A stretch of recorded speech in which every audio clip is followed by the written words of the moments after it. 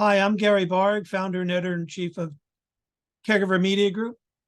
Over the last 28 years through caregiver.com, today's Caregiver Magazine, and the Fearless Caregiver conferences, it's been our distinct pleasure and privilege to bring you the very best experts in topics of importance to healthcare organizations, and today is certainly no exception. Today, we'll hear from Sadler Graham, president of One Eagle Advisory. With over a decade in consulting for Fortune 500 businesses and a proven track record in helping small and medium-sized businesses across the Employee Retention Credit, also known as ERC, Sadler is looking forward to helping you navigate this credit. We'll also be hearing from Arnie Braasch, a committed owner at Assisteo for over a decade. With his extensive experience overseeing assisted living communities, home health care, and PCP offices, his unwavering dedication stands as a testament to his successful leadership. Last but certainly not least is Matt Eddleman, who is Managing Director of Strategic Tax Planning and an IRS-enrolled agent. Together, they've helped over 1,000 businesses claim ERC and other government incentive programs. And now, Sadler, take it away. Awesome. Yeah, Gary, thank you for the intro. Allow me to share my screen and we'll get into the material. Can you see my screen okay?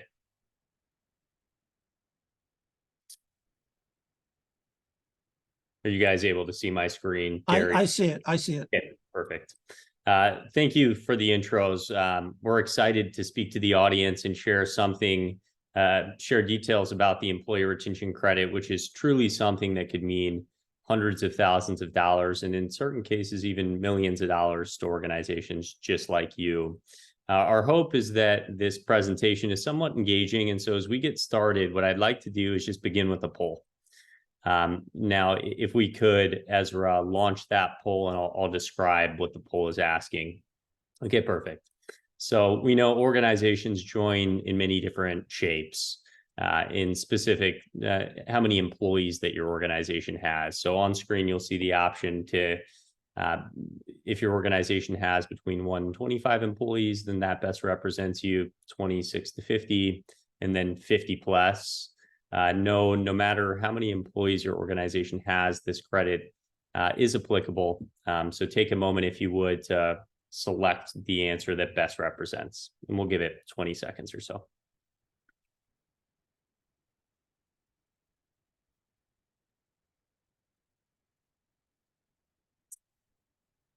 And I think now is probably an appropriate time to wrap the poll up.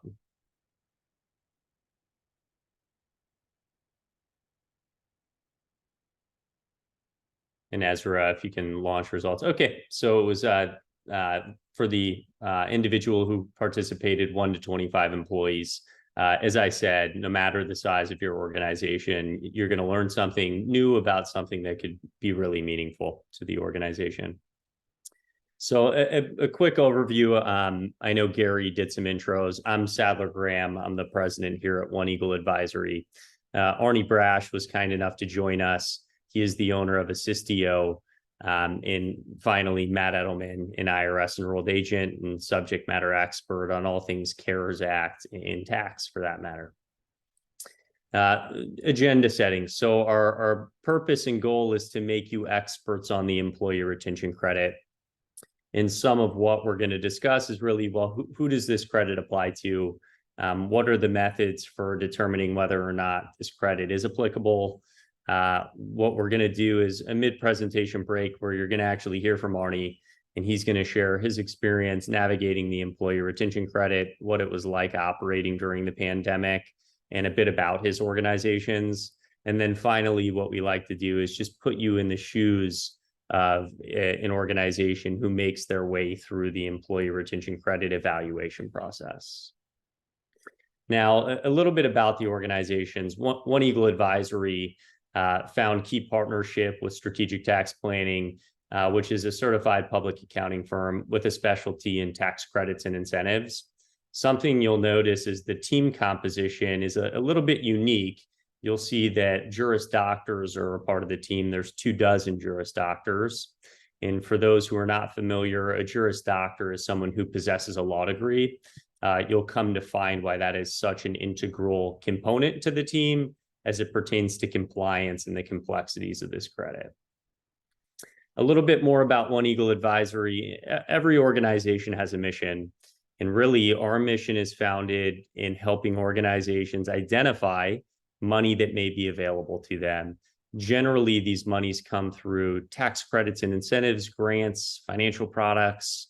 The specialties that we brought to organizations like yours really are specific to some of the tax credits available. So some of the specialties are in the research and development tax credit. There are actually some green incentives for those reducing their carbon footprint. And then what we're going to discuss at length, which is the employee retention credit. Now, what we want to do is, again, just a quick poll. Now would be an appropriate time to launch that poll. And Ezra, when you're able. Okay, perfect. So for those joined with us today, the question is rooted in your familiarity with the program. So prompt one is, this is my first time looking into the credit. The second is, I've reviewed it with my tax advisors. And then finally, we've already filed, but we just want to see if A, the work was done compliantly, and then B, if you're curious to know if there's any additional monies out there for you. So we'll give the audience, I don't know, 20 seconds to fill in the blank.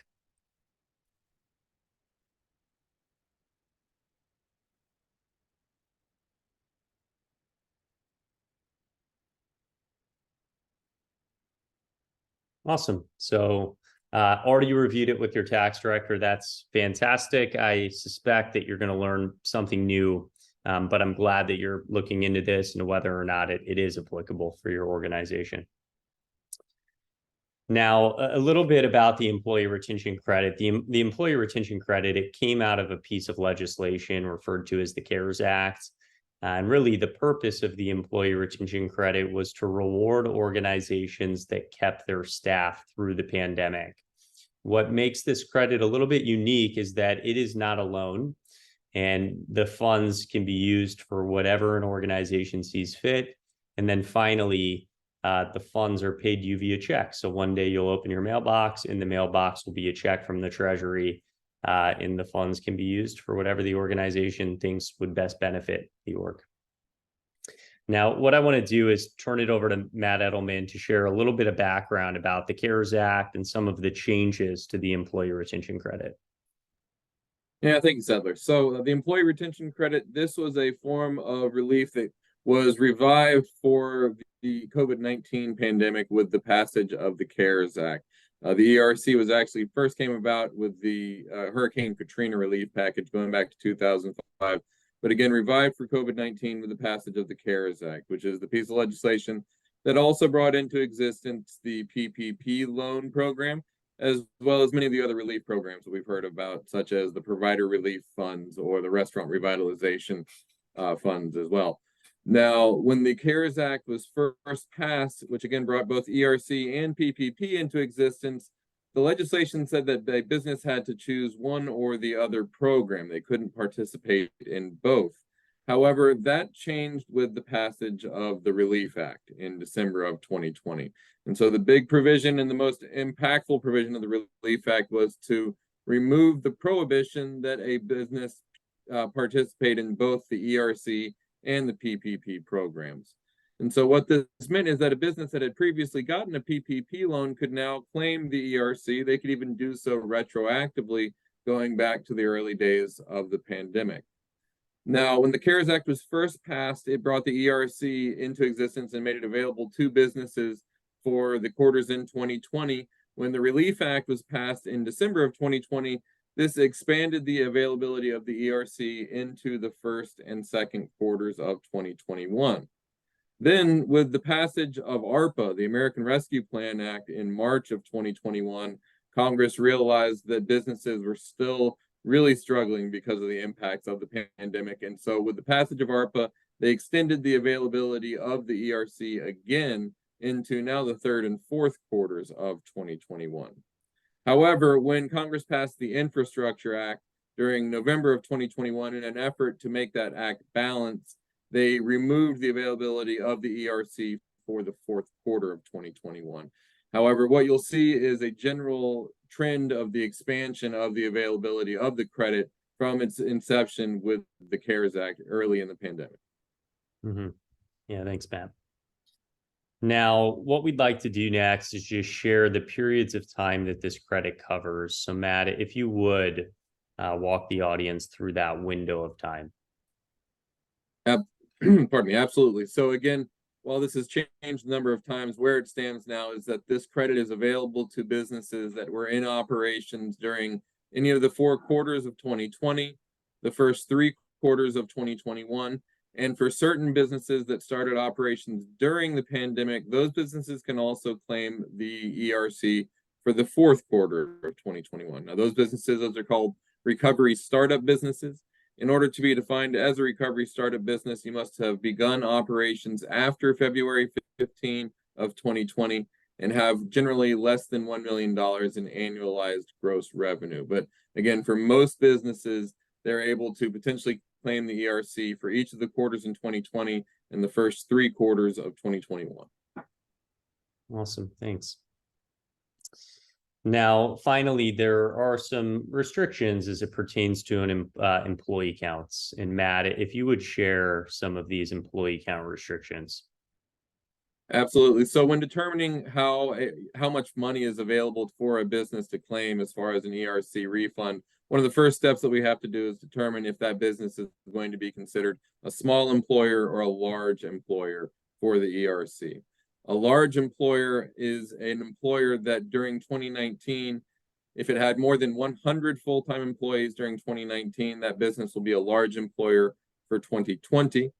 Or if that business had more than 500 full-time employees on average in 2019, that means that that business will be considered a large employer for 2021. Now, one additional complexity that we have to take into consideration is the issue of aggregation. So what this means is if we have businesses that are under control of a common group of ownership, those different businesses often have to be considered together as one essentially large combined employer for many facets of this program, including the employee count. So to give you an example, if you had 2 different businesses owned 100% by that same individual, those businesses have to be considered together, meaning that we have to add up the number of full-time employees that each of those businesses had in 2019 when determining if they're going to be a large or a small employer. Awesome. Yeah, thanks. So to summarize here, depending on your employee count will dictate what periods of time you can claim the credit and what wages can be included. And Matt, you covered large employers, so we don't need to exhaust that any further. And I appreciate you digging into that. Now, what is the employee retention credit worth? And I'm going to leave it with you, Matt, to explain what the credit value can be. Absolutely. Very significant. No question about that. This credit is worth up to $26,000 per W-2 employee that a business had on payroll during its eligibility during the pandemic. Now, the way that this works is the credit is worth up to 50% of the first $10,000 in wages paid to each employee in 2020, meaning there's a maximum credit of $5,000 per employee in 2020. Or during 2021, the credit gets to be more valuable. The credit's worth 70% of the first $10,000 in wages paid to each employee during each quarter, meaning that there's maximum credit of $7,000 per employee per quarter in 2021. And remember, businesses can potentially be eligible for generally the first 3 quarters of 2021, meaning that there's a maximum credit of $21,000 per employee during that year.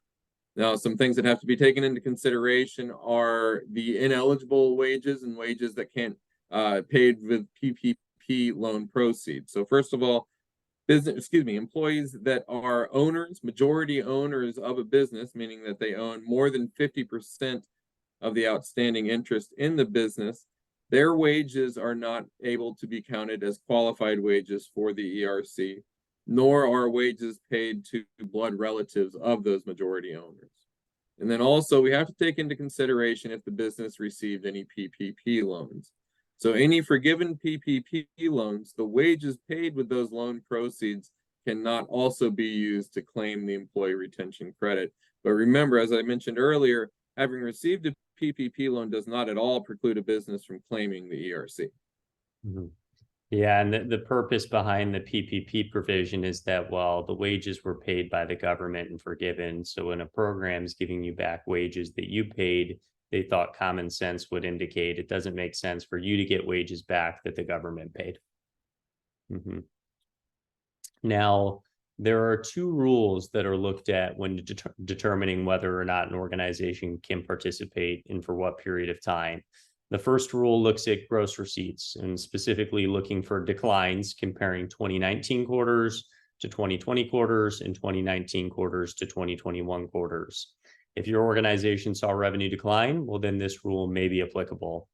Whereas the second rule, and you'll see on screen, it's an or, it's one or the other, looks at whether or not your organization was subject to government orders and during what period of time. And then finally, as a result of following those orders, was your ability to provide your goods and services diminished as you had to adhere to these changes. So as I covered, if your organization saw revenues decline, well, then this test may be applicable. And I'm going to allow Matt to go into greater detail about this gross receipts test. Absolutely. So the way that we determine if a business is eligible for this credit based on having a significant decline in gross receipts, which is the test that we're looking at here, we're looking at the gross revenue of the business for each quarter of 2020 and the first 3 quarters of 2021, and comparing that amount with the gross revenue of the business during the corresponding calendar quarter of 2019. So what this means is we're looking at Q1 2020 compared to Q1 2019, for example, or Q1 2021 compared with, again, Q1 2019, always looking back to 2019 as our benchmark for comparison. So during 2020, we're looking for a decline in gross revenue of at least 50% for a business to first be eligible for the ERC based strictly upon a decline in gross revenue. In 2021, that threshold is a little bit easier to hit. We're looking for just a 20% decline in gross revenue during any quarter of 2021, the first 3 quarters of 2021. And so you'll see a table on the right side of your screen here that demonstrates how we do this calculation. Now, one thing that we commonly see is missed is what we call the alternative quarter election. And this allows a business during the first quarter of 2021 to use the revenue decline experienced during the previous quarter in Q4 of 2020 to qualify for the ERC during 2021 Q1. And this miss has actually been a 7-figure oversight with one of the clients that we have worked with in the past, where their previous CPA was not aware of the alternative quarter election, and we found that this business was eligible for a $1 million plus ERC refund during that quarter. Now, one other thing that we see frequently missed is that businesses that are qualified for the ERC during one of these calendar quarters are generally also going to be eligible for the subsequent quarter as well, irrespective of what that quarter's revenue trend looked like. The only quarter that this does not apply to would be the 3rd quarter of 2021, because a business can't also generally be eligible for the 4th quarter of 21 as well. Awesome. Thanks, Matt. So next, we're going to speak about the government mandate test or full or partial suspension test. And really, this test looks at organizations who saw day-to-day operations impeded as a result of COVID times. Want to launch a quick poll, and now would be an appropriate time to get the poll up, and I'll read the specifics of it. Awesome. So really, the question is tailored to better understanding operational challenges. So the prompt is, did your organization experience any of the following operational disruptions during the pandemic? And the list you'll see is restrictions visiting medical facilities, COVID testing protocols, increased cleaning and sanitization, and social distancing requirements, just to name a few. And if all of these resonate with you as times of the past troubles you experienced, then there's all of the above selection as well. And we'll allow 15 seconds for answers to come in. I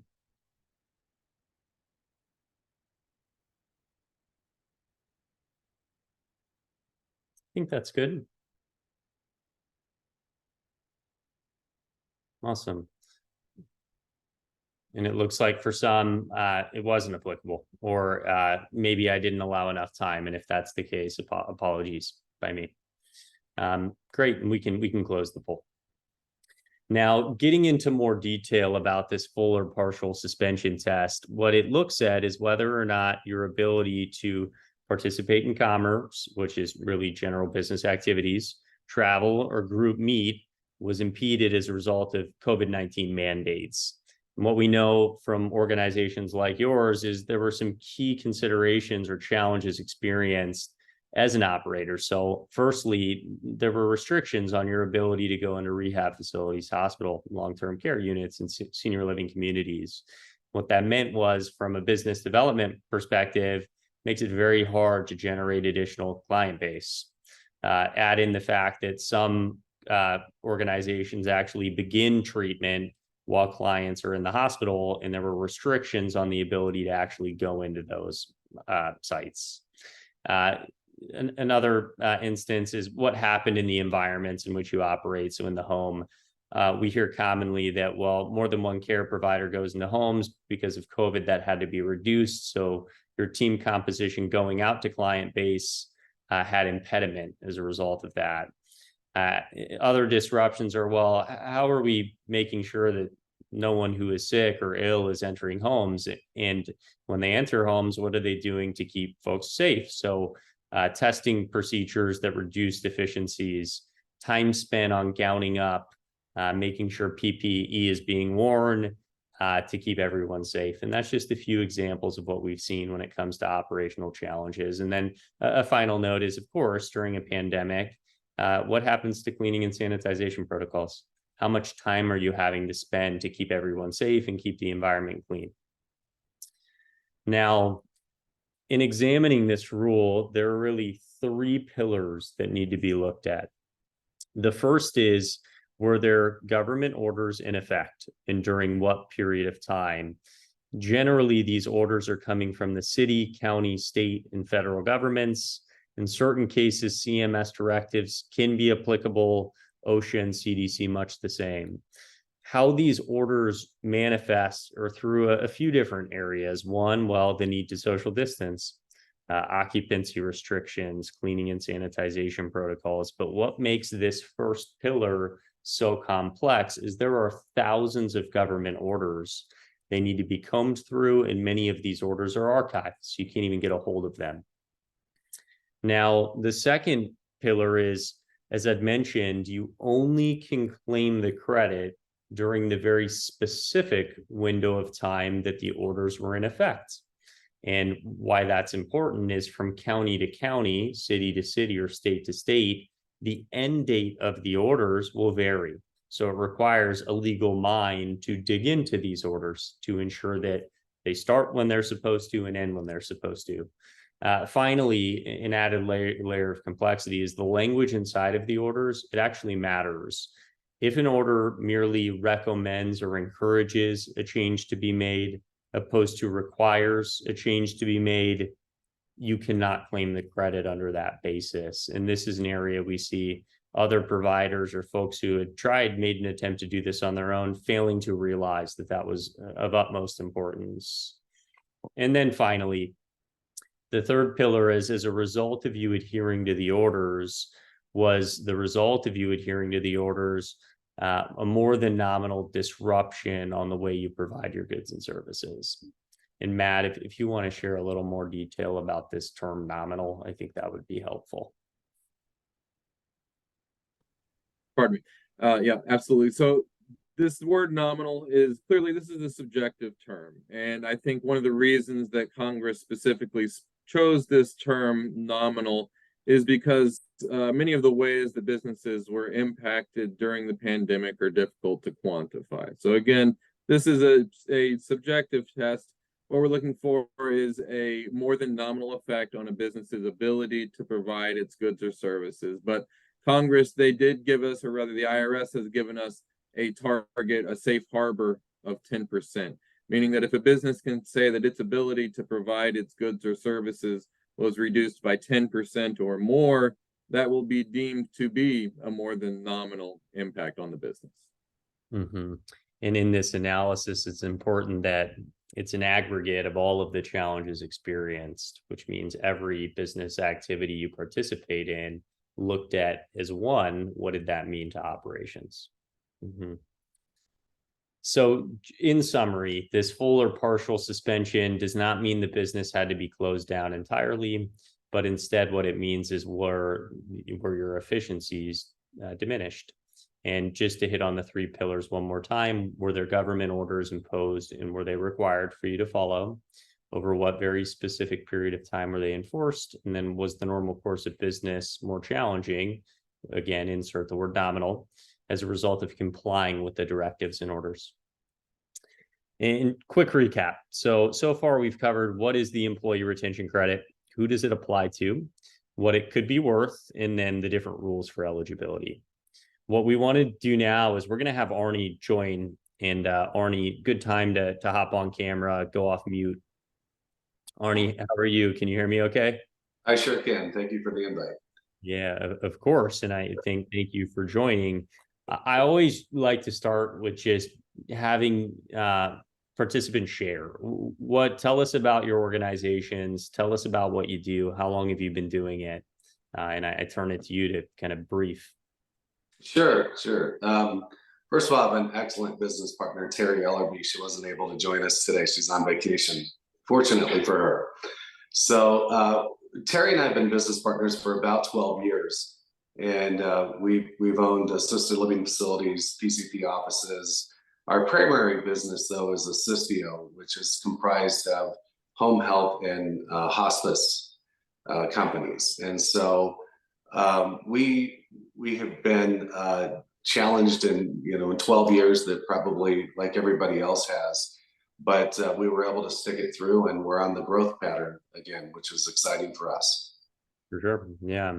And life is normal before COVID, and then COVID shows up, and every operator has different stories of the migraines that COVID presented, and the challenges providing a service that is far and above any standard of care that you would want to provide.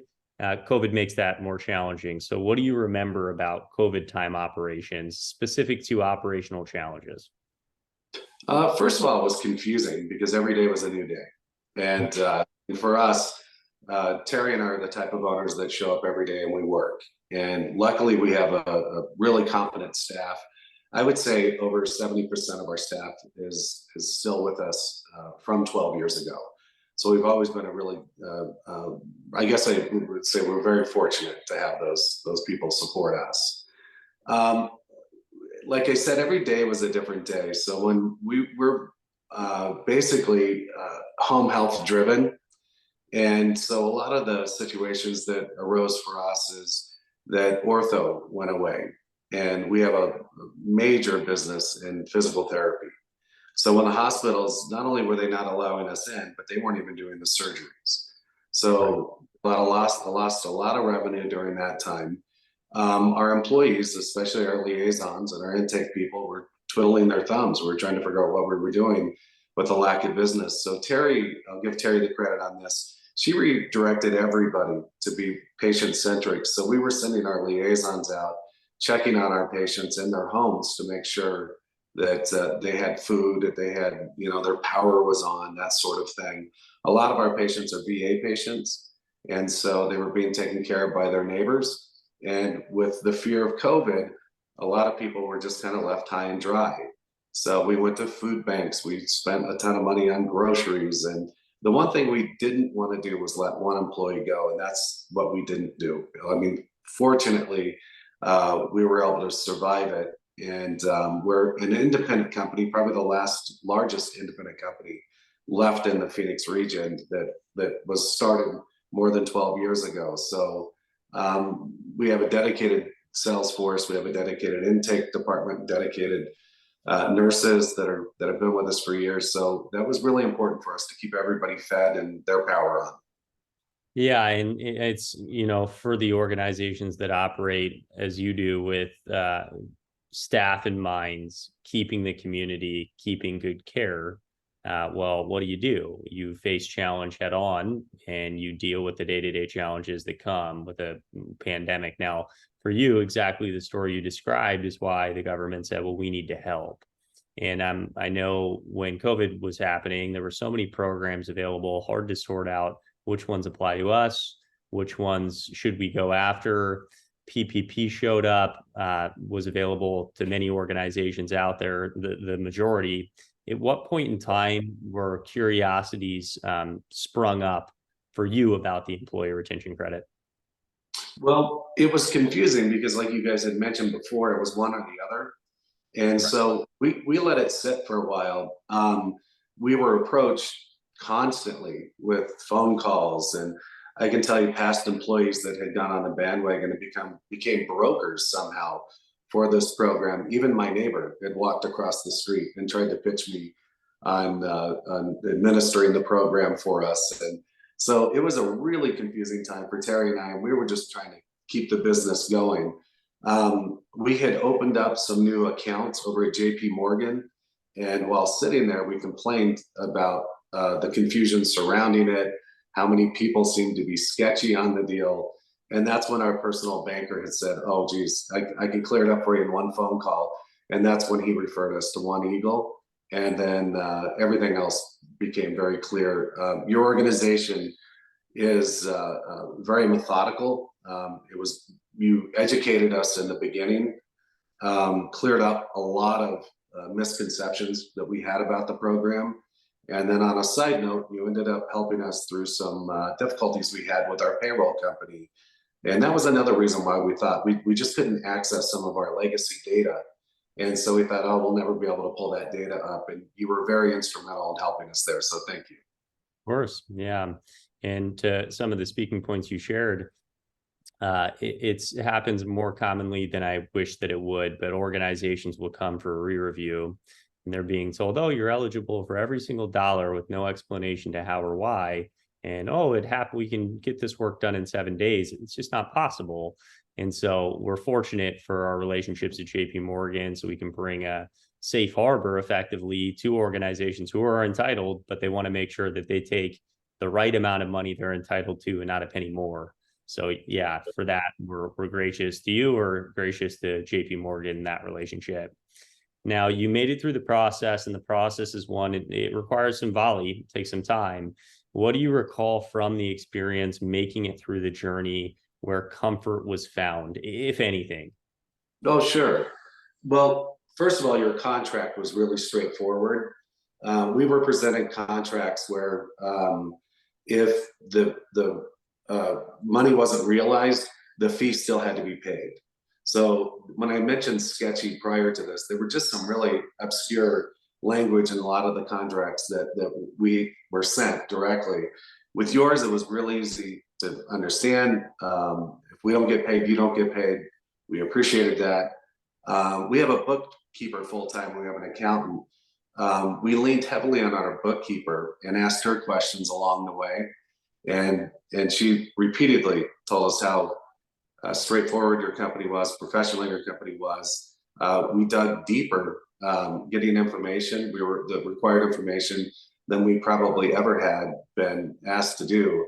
And it was, in a weird way, it was a relief, because we knew that our data was being scrutinized to the level that nobody was ever going to come back at us and say, hey, I think you made a mistake. Yeah, and it's funny, the pros and the cons of the work being done correctly, it requires just a little more effort. And Sure. It takes the back and forth, the understandings, the interviews. So again, back to this re-review that I bring up, in doing re-review, we'll have folks say, well, last time it only took 5 days, 7 days. And the answer to that is, well, yeah, that's why we're talking right now, because it shouldn't have. Sure. So, yeah, Exactly. I appreciate that feedback. And then finally, every organization has the right to allocate the funds the way they best see fit. And I am always curious to see how operators plan to take these funds and inject them back into the business. Do you have any thoughts about how you plan to put the monies to use? Absolutely. So our employees stuck with us, so we're going to bonus our employees. So that's what we're going to use the capital for. I don't think anyone will complain. Yeah. Well, thank you. Yeah. And Arnie, I appreciate you taking some time with that. Thank you. Feel no obligation to remain on camera or keep microphone active. Go ahead, if you will. You can mute and kill your camera. I appreciate it. If Thanks the so final much. thing, Thank you. Awesome. So now what we want to do at this point in time is just put you in the shoes of a client who makes it through the process. And we believe that there are many steps that cannot be skipped. I'll go into greater detail about them, but there are really 5 steps. An interview is needed to better understand the organization. Some research needs to be conducted. I bring up the Juris Doctors. You now see where they're relevant in the process. The calculations need to be prepared in accordance with the rules. Step 4, there's a highlight.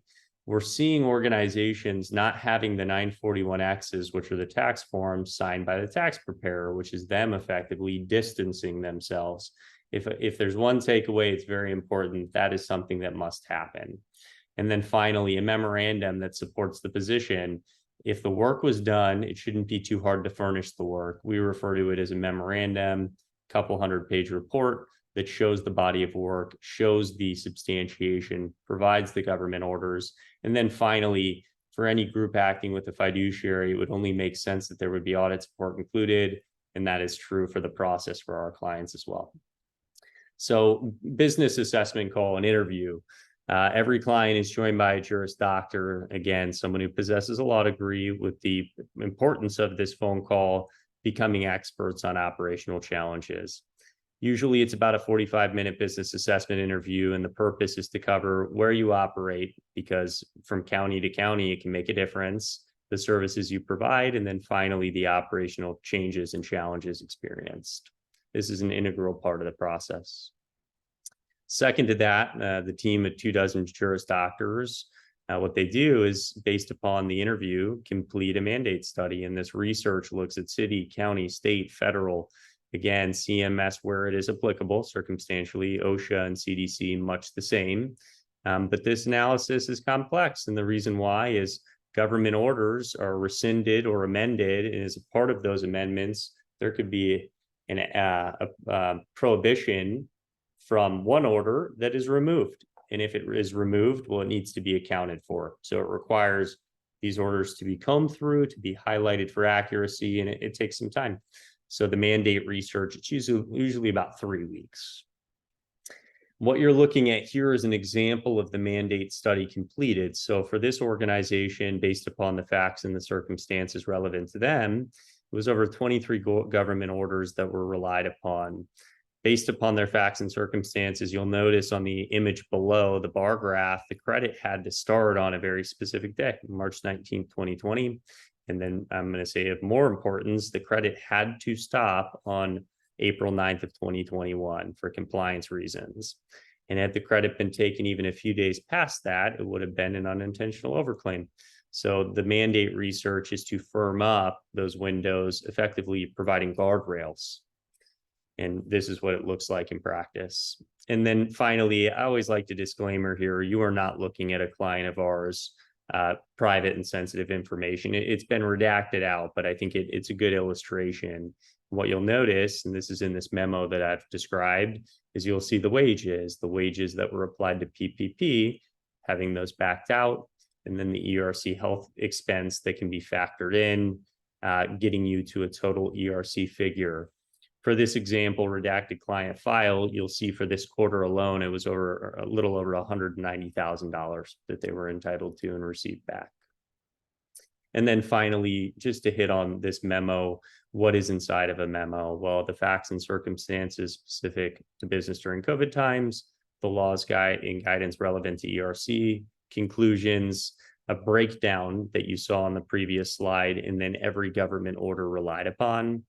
Finally, when the work is completed, the tax forms are prepared, they're signed under the professional licenses, at which time they're mailed in. We have the ability to actually monitor where the monies are. But what I can tell you is the IRS, they move slow. When you owe them money, they want it more quickly, but they handle all tax matters. It's a busy group. And as a result, funds are showing up at 4 to 6 months. Right now, it's actually closer to 6 to 8 months, but sometime in the future, you'll open the mailbox and it'll be a checks, plural. And then I thought it would be helpful to the audience to just give some client outcomes. You can kind of size the opportunity for your organization.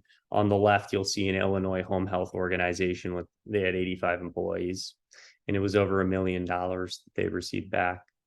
For them, just like Arnie, they elected to bonus staff. They had plans to do some facility upgrades. And then for some of the cash they'd mentioned, we're going to dump it into the treasury, into their investments. California Home Health and Hospice organizations, 37 employees, total credit of over 600,000, plans to grow. And then they had some debt they wanted to pay down. And then Michigan Healthcare Center, 45 employees, $440,000, just a little bit above that. And it was against equipment and supply upgrades, and they were going to add to their head count. But you'll notice that based upon where you're located and based upon the credit, the windows of time you can claim, the credit will be variable, what you're entitled to back. And you'll hear it's up to $26,000 per employee, but when compliance is adhered to, although the outcomes are outstanding for organizations, 26,000 is not the figure to benchmark expectations to. Even with that, you can see how impactful the credit can be. And then finally, for the participants on the call, if you haven't looked into the credit and you want an ear to bounce your specifics off of, our executives' calendars are going to be made available to you. A couple of ways to get to those calendars. Start.oneeagle.com will get you to a page that will allow you to book time. You'll also see there's a QR code. You can scan that and get to the same page. If you join the call, had a meeting with your tax professional, if you'd like to bring your tax professional to a call, by all means. If you've already reviewed this or submitted it and say, wait a second, what I learned today doesn't quite mirror the experience that we participated in, we can do compliance studies for you as well. So if we can help in any way, we are here to do so. And then without further ado, I think what we'll do now is get to some Q&A. For those who are with us now, you have an opportunity to go in and submit any questions you may have. But why don't we start with, I can see some questions were submitted. Question number one, is there a time frame in which an ERC request must be filed? And Matt, I'll allow you to answer that. Yeah, absolutely. So for quarters in 2020, a business has until April 15 of next year of 2024 to submit those claims. And then for the quarters in 2021, a business has until April 15 of the following year of 2025 to submit a claim for 2021. Mm-hmm. And I'll add right now, the IRS and Congress, they're dealing with a very large backlog, and they're dealing with the fact a lot of monies have been paid out. And so for all of our clients, we're urging expeditiously working through the process to ensure if there were to be legislative changes pulling back those end dates that Matt described, your file was submitted. So I would encourage anyone in pursuit of this to work with some level of urgency. The next question, can I qualify based on disruptions because our staff was sick with COVID? And Matt, I'm going to kick that to you. Absolutely. So if your employees were homesick with COVID, most businesses were subject to some sort of quarantine requirement during the pandemic. And so having those employees, even those that weren't necessarily sick with COVID, but it had just merely been exposed to another individual that was sick with COVID, because they had to stay home by a government requirement, this can potentially lend eligibility to a business for this credit. Okay, thanks, Matt. If I already claim based on declining gross receipts, can I submit to see if I qualify due to government mandates to see if there's extra monies potentially missed? And Matt, I'll just give it back to you. Yeah, absolutely. And so these claims are filed on a quarter by quarter basis. And so if you've already filed claims for which the business, or for the quarters for which the business was eligible based on a significant decline in gross receipts, you can still file additional claims for other quarters where there might be eligibility based on having experienced this disruption to your operations. And further, it's worth looking into the claims that were already filed for those quarters that were where you were eligible based on a decline in gross receipts, just so that we can ensure that there weren't any additional monies that were left on the table with those claims. Awesome. Yeah, thanks. If there is no decline in revenues, it's still worth pursuing the hardship avenue. And I can take this. The answer is yes. It's worth an evaluation. Very commonly, we'll have organizations we support have a portion of their eligibility be revenue. In certain cases, not even, whereas another window of time established as a result of these secondary rules. And then what I'm seeing is the final question: is it possible to qualify for ERC even if we never had to close our office? And Matt, I'll allow you to address that one. Absolutely. So there is no requirement that a business have completely shuttered any portion of its operations in order to qualify for this credit. And so for many of the businesses that we work with, we find that they're eligible for this credit because of the impact to their operations experienced from these government orders that were in place. So to give you an example, as mentioned before, a business, we're looking for a more than nominal effect on its ability to do business. And so that is often seen as a 10% or more effect. So I'll give you an example of a restaurant that during the pandemic was required to only fill 50% of its tables in its dining room. And so for that restaurant, there was no portion of its business that was completely shut down, but because it could only fill half of the tables in its dining room, to say that there wasn't a more than nominal effect on its ability to do business, I think is not seeing the full picture. Mm-hmm. Yeah. And I echo the points. It's your business does not have to be fully closed down. And I think with that, we'll pause here as I see no additional questions. Gary, if you had any parting comments, I will kick it to you, and we can close out. I'm thrilled as usual to be able to just be the conduit for bringing incredible experts about important topics. Money, this is an important topic, to our audience, and I couldn't be more pleased with this past hour. Thank you, Sadler. Thank you, Matt. Appreciate everything. Thank Arnie for me, and have a wonderful rest of your day. Thank you so much. Thanks, everybody.